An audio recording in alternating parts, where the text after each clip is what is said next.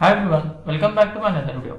Today I am going to show in this video how to reset network settings on your Windows 10 or Windows 11.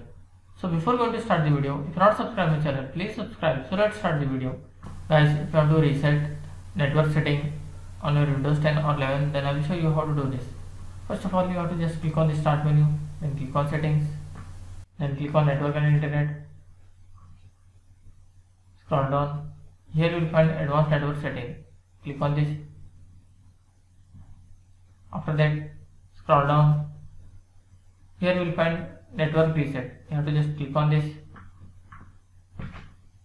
Before clicking reset down, you have to make sure if you are using Wi-Fi that you have to make sure that you have remembered your Wi-Fi password.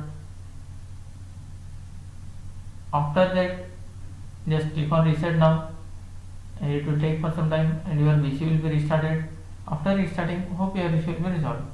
That's it guys. So this way you can fix or you can reset network settings on your Windows 10 or Windows 11. Thanks for watching. Hope if you like this video, please like, share and don't forget to subscribe.